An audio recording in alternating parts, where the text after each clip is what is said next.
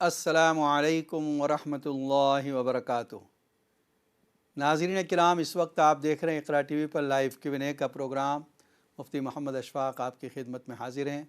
और जैसा कि आप पहले हिस्से में सुन रहे थे, वाक़या मेराज को तफसील से बयान किया जा रहा है। इसी दौरान आपके लिए लाइन खोल दी गई है। अगर आपको कोई क्वेश्चन है, सवाल है, तो आप भी स्टूडियो के इस नंबर पर कांटेक्ट कर सकते हैं, राब्ता कायम कर सकते हैं। इंशाअल्लाह आपके सवालात के जवाबात कुरान और सुन्नत की रोशनी में दिए जाएंगे। ज़िक्र ये हो रहा था कि मेराज का ये वाक़या नबी अकरम सल्लल्लाहु अलैहि वसल्लम से 17 सहाबाए किराम ने ज़िक्र फरमाया है। यह हदीस जो है मशहूर हदीस मालिक इब्न सअसअ रज़ियल्लाहु तआला अन्हु की है, जो हदीस की किताबों में मज़कूर है। जिस वक्त ये वाक़या पूरा हुआ और सवालात मुशरिकीन की जानिब से ख़त्म हुए, नबी अकरम सल्लल्लाहु अलैहि वसल्लम ने उसी दिन ज़ोहर की नमाज के लिए हज़रत जिब्राईल अलैहिस्सलाम आए और नबी अकरम सल्लल्लाहु अलैहि वसल्लम को नमाज पढ़ाई शुरू वक्त में, अव्वल वक्त में, बिगिनिंग टाइम पर।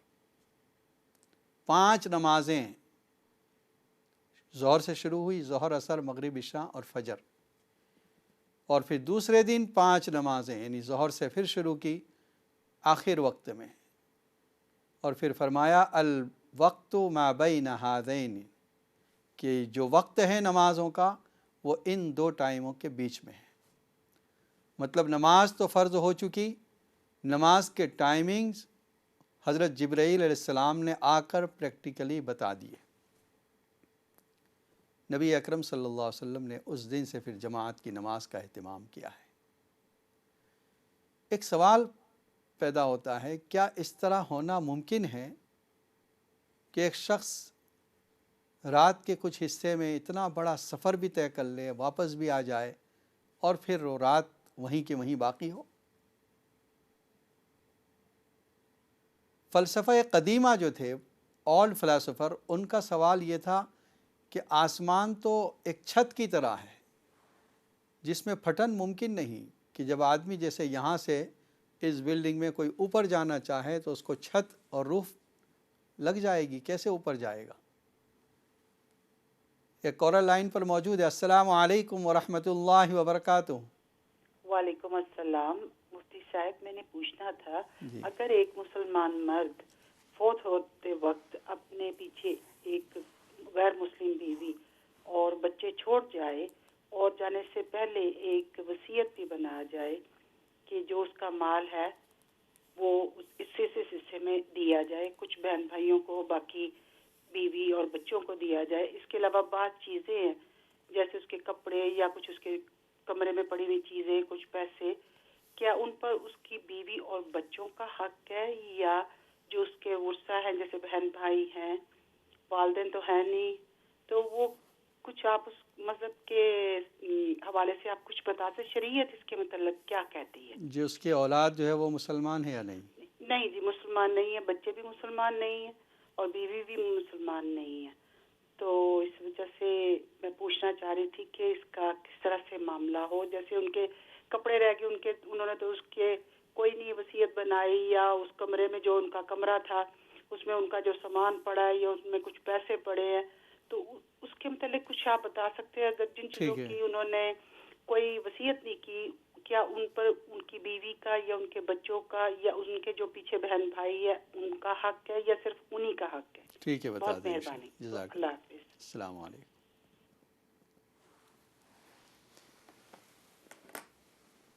सवाल ये था कि इतनी कम वक्त में, इतनी जल्दी, इतनी सुरात के साथ, इतनी स्पीड के साथ कोई सफ़र कैसे कर सकता है? ऊपर तो जाना भी मुमकिन नहीं है, छत की तरह है। लेकिन जो फ़लसफ़ा जदीदा है, न्यू फ़िलासफ़र्स है, उन्होंने इस थियरी को रिजेक्ट कर दिया कि नहीं, आसमान में इस तरह की कोई छत नहीं कि जिसको तोड़कर जाना पड़े, बल्कि खला है, खाली जगह है। लेकिन उनका एक फिर एतराज़ रह जाता है मेराज पर कि ऊपर का एटमॉस्फेयर इतना ठंडा है और ऊपर जाएंगे तो इतना गर्म है कि इंसान उसमें ज़िंदा नहीं रह सकता। तो उसका जवाब यह है कि देखिए, अल्लाह ताला नबी अकरम सल्लल्लाहु अलैहि वसल्लम को ले गए हैं جب رب کی ذات لے گئی ہے تو اس پر قادر ہے۔ اتنے ٹھنڈے ملکوں میں ہم رہتے ہیں اور ٹھنڈی جگہوں پر لوگ کام کرتے ہیں، لوگوں نے کولڈ پروف لباس پہنے ہوتے ہیں، لوگوں نے فائر پروف لباس ایجاد کر لیے ہیں۔ جب انسان اس طرح کے لباس تیار کر سکتا ہے تو جب رب کی ذات آپ کو لے جا رہی ہے تو ہر انتظام ہو سکتا ہے۔ دوسرا یہ کہ اتنی تیز رفتاری سے جانا، آج کل بہت کچھ آسان ہو گیا ہے، لوگ اتنی اسپیڈ سے جا رہے ہیں کہ اگر 50 سال پہلے 100 سال پہلے کسی کو کہا جاتا تو اس کو یقین نہ آتا۔ تو ہم جب اس قدر تیز رفتاری سے سفر کر رہے ہیں تو رب کی ذات اس پر قادر ہے کہ وہ اس سے بھی زیادہ تیز رفتاری سے آپ کو مسجد حرام سے مسجد اقصیٰ لے جائے اور پھر وہاں سے آسمانوں کا سفر۔ پھر یہ کہ رات کے کچھ حصے میں لیلم، یہ جو لیلن ہے یہ نکرہ ہے، اس کا مطلب کم وقت میں، رات کا پورا حصہ نہیں، پوری رات نہیں گئی بلکہ رات کے کچھ حصے میں یہ سفر ہوا ہے۔ یہ کیسے ہوا؟ اس کا جواب یہ ہے کہ دیکھیے، یہ سورج اور چاند کا نظام، یہ رات اور دن کا سسٹم، یہ سب اللہ تعالیٰ کے پاور میں ہے، اختیار میں ہے۔ یہ بات پاسبل ہے، ممکن ہے کہ جس وقت نبی اکرم صلی اللہ علیہ وسلم کو حتیم سے اٹھایا جا رہا ہے، براق پر سوار کیا گیا، اسی وقت سے یہ پورے اس نظام عالم کو روک دیا گیا، سوئچ آف کر دی گئی، اور جب آپ واپس آئے ہیں پھر یہ سوئچ آن کر دی گئی، چاہے کتنے گھنٹے گزرے ہوں، چاہے کتنے دن گزرے ہوں، یہ بات ممکن ہے۔ اور اللہ کی ذات پر ہمیں قدرت، ہمارا پورا عقیدہ ہے کہ اللہ کی ذات قادر ہے اس بات پر، اس لیے یہ بات ممکن ہے۔ پھر ایک سوال یہ ہوتا ہے، کیا نبی اکرم صلی اللہ علیہ وسلم نے رب کی زیارت کی؟ اس بارے میں یاد رکھیں، خود صحابہ کرام کے درمیان ڈیفرنس اوپینین موجود ہے۔ حضرت عائشہ رضی اللہ تعالیٰ عنہ فرماتی ہیں کہ نہیں، زیارت نہیں کی۔ وہ فرماتی ہیں میں نے نبی اکرم صلی اللہ علیہ وسلم سے اس بارے میں پوچھا تو آپ نے فرمایا نور انا اراہ، کہ وہ تو ایک نور ہے، میں اسے کیسے دیکھ سکتا ہوں۔ اور قرآن کی آیت ہے لا تدرکہ الابصار وہو یدرک الابصار، آنکھیں اس کی احاطہ نہیں کر سکتی، وہ آنکھوں کا احاطہ کر سکتا ہے۔ یعنی وہ اللہ تعالیٰ ہماری آنکھوں کو دیکھ سکتا ہے، ساری کائنات کو دیکھ سکتا ہے، ہماری آنکھیں رب کو نہیں دیکھ سکتی۔ ہاں، یہ عقیدہ ہمارا مضبوط ہے کہ آخرت میں اللہ کی زیارت نصیب ہوگی۔ سورہ قیامہ میں ہے وجوہ یومئذ ناظرۃ الی ربها ناظرہ، جس دن بعض چہرے تر و تازہ ہوں گے، رب کی طرف دیکھ رہے ہوں گے، یہ دیکھ رہے ہوں گے زیارت۔ اور حدیث میں نبی اکرم صلی اللہ علیہ وسلم نے فرمایا انکم سترون ربکم، ان قریب تم اپنے رب کو دیکھو گے، اور کوئی بھیڑ بھاڑ کرنے کی ضرورت نہیں۔ جس طرح دن کے وقت میں جب کوئی بادل بھی نہ ہو، سورج نکلا ہوا ہو، ملینز اور بلینز آدمی دنیا میں اگر سورج کو دیکھنا چاہیں سب کو نظر آئے گا، اپنی جگہ پر کھڑے کھڑے دیکھ سکتے ہیں۔ ٹھیک اسی طرح رب کی زیارت جنت میں اس طرح پر ہوگی، لیکن دنیا کے اندر اس دنیا کی آنکھوں کے ساتھ نہیں دیکھا جائے گا۔ حضرت موسیٰ علیہ السلام نے بھی درخواست کی تھی رب ارنی انظر الیک قال لن ترانی ولکن انظر الی الجبل۔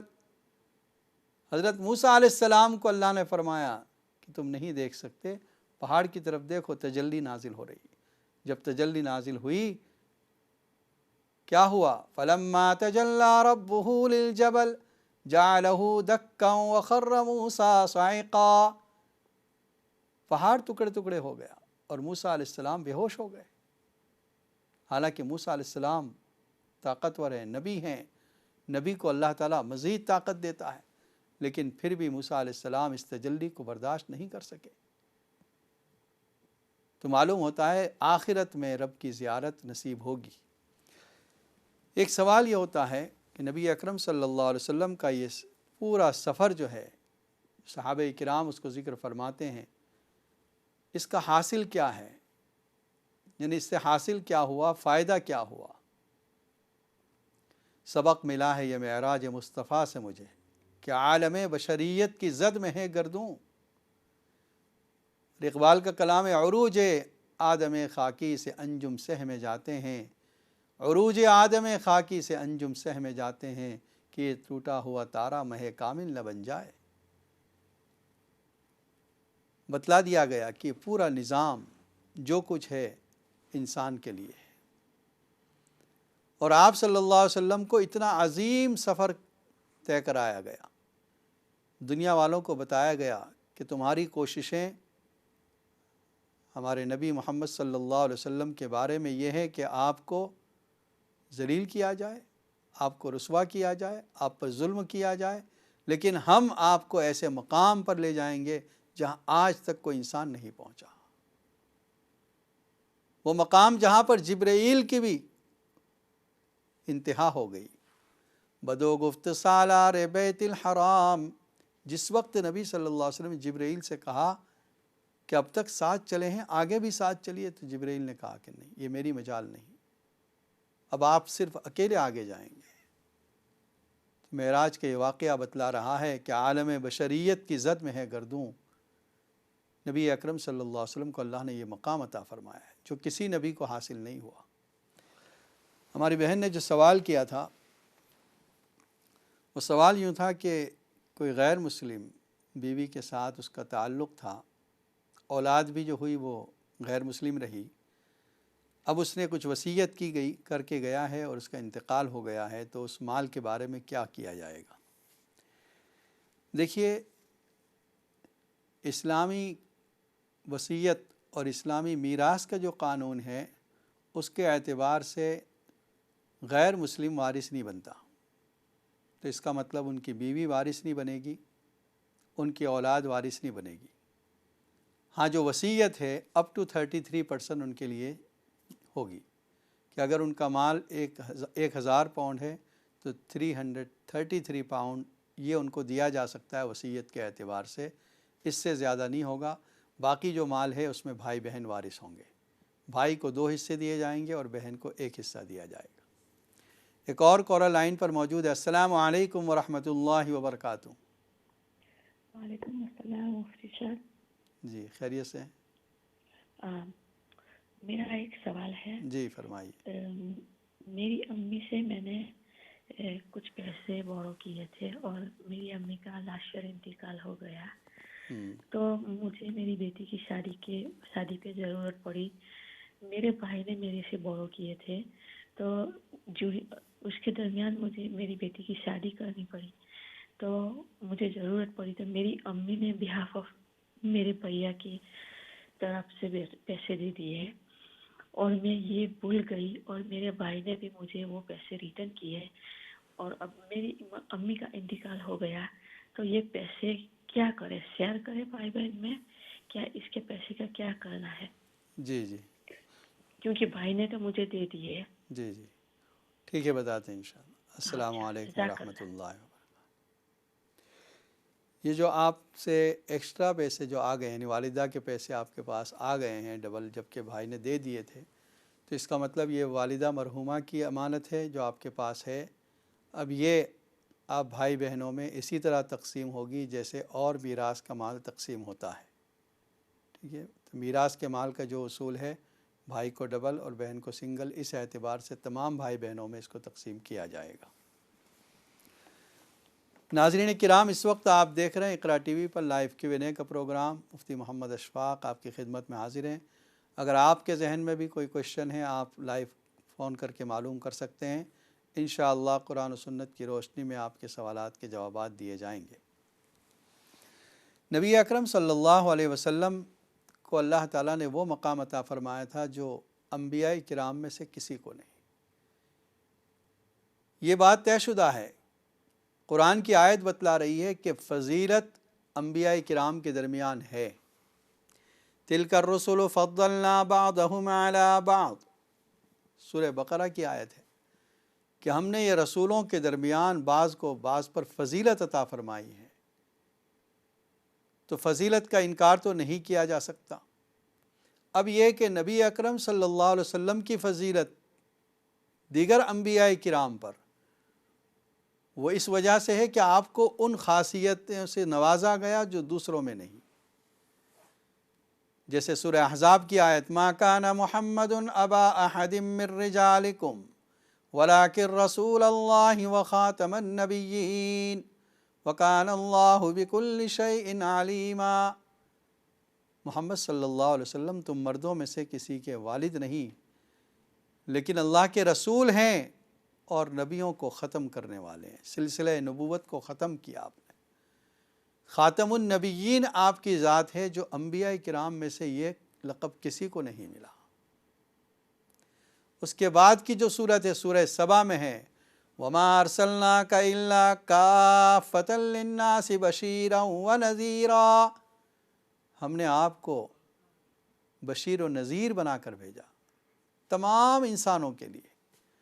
اگلے انبیاء کرام حضرت آدم علیہ السلام سے لے کر حضرت عیسیٰ علیہ السلام تک اقوام کے نبی ہوتے تھے، قبائل کے نبی ہوتے تھے.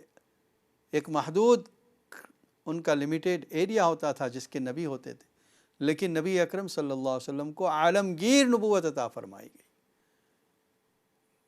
کہ آپ تمام انسانوں کے نبی ہیں.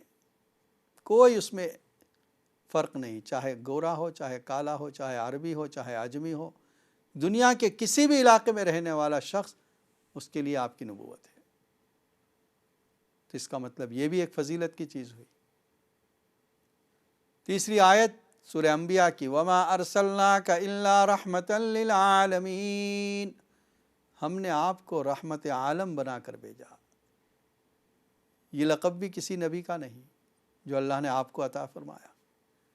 اور ایک حدیث میں نبی اکرم صلی اللہ علیہ وسلم فرماتے ہیں کہ مجھے کچھ ایسی چیزیں دی گئیں جو اگلے انبیاء کو نہیں دی گئیں. اس کا مطلب یہ بھی فضیلت کی چیزیں ہیں. جعلت لی الارض کلھا طہورا ومسجدا. میرے لیے اللہ نے پوری زمین کو پاکی کا ذریعہ اور سجدے کی جگہ بنا دی کہ اگر پانی نہ ہو تیمم کر کے اسی زمین پر تیمم کر لو، دنیا کے کسی بھی علاقے کی زمین ہو. اور سجدے کی جگہ کہ اگلی امتوں میں یہ ہوتا تھا کہ اگلی امتوں کے لیے سجدے کی خاص جگہ ہوتی تھی جہاں پر وہ سجدہ کرتے تھے، جہاں پر نماز عبادت کیا کرتے تھے. نبی اکرم صلی اللہ علیہ وسلم کے لیے کوئی خاص جگہ نہیں بلکہ امت کے لیے عام ہے، دنیا میں جہاں کہیں بھی وہ ہو نماز پڑھ سکتے ہیں. اور فرمایا احلت لی الغنائم، میرے لیے مال غنیمت کو حلال کیا گیا. اس سے پہلے انبیاء کو اور ان کی امت کے لیے حلال نہیں تھا. اور پھر فرمایا نصرت بالرعب مسیرۃ شہر، ایک مہینے کی مسافت سے مجھے میرا رعب ڈال دیا جاتا ہے. اوتیت جوامع الکلم، مجھے جوامع الکلم عطا کیے. مختصر جملہ ہے اور معنی بہت زیادہ ہے. جیسے لا دین لمن لا عہد لہ، لا ایمان لمن لا امانت لہ. یہ چھوٹے چھوٹے جملے ہیں اور اس میں مضامین بہت ہیں. الدین و النصیحۃ. تو نبی اکرم صلی اللہ علیہ وسلم کو معراج کے ذریعے بھی فضیلت عطا کی گئی کہ آپ نے جو معراج کا سفر کیا انبیاء کرام میں سے کسی کو یہ سفر حاصل نہیں ہوا. آپ دیکھ رہے ہیں اقرا ٹی وی پر لائیو Q&A کا پروگرام، اور دعا کرتے ہیں ان تمام لوگوں کے لیے جو اس وقت بیمار ہیں اور جو پریشان حال ہیں، اللہ تعالیٰ ان کی پریشانیوں کو دور فرمائیں. جو بیمار ہیں اللہ تعالیٰ ان کو شفاء کاملہ عاجلہ عطا فرمائے. اللہم صلی علی سیدنا محمد وعلی آل سیدنا محمد وبارک وسلم. ربنا آتنا فی الدنیا حسنۃ وفی الآخرۃ حسنۃ وقنا عذاب النار وقنا عذاب القبر وقنا عذاب الحشر وقنا عذاب الدین واحشرنا یوم القیامۃ مع المتقین والابرار. ربنا اغفر لنا ولاخواننا الذین سبقونا بالایمان ولا تجعل فی قلوبنا غلا للذین آمنوا ربنا انک رؤوف رحیم. اللہم انا نسألک الہدی والتقی والعفاف والغنی. اللہم انا نسألک علما نافعا وعملا صالحا ورزقا واسعا وشفاء من کل داء. اللہم وفقنا لما تحبہ وترضى وجعل آخرتنا خیرا من الاولی. اے اللہ ہمارے گناہوں کو معاف فرما، خطاؤں سے درگزر فرما، ہر شر سے، ہر مصیبت سے، حادثے سے ہماری حفاظت فرما. ہم میں جو بیمار ہو ان سب کو شفاء کاملہ عاجلہ عطا فرما. جو پریشان حال ہے ان کی پریشانیوں کو دور فرما. جو مقروض ہیں ان کے قرض کی ادائیگی آسان فرما. ہماری تمام دعاؤں کو نبی اکرم صلی اللہ علیہ وسلم کے صدقے میں قبول فرما. سبحان ربک رب العزت عما یصفون وسلام علی المرسلین والحمد للہ۔ السلام علیکم ورحمۃ اللہ۔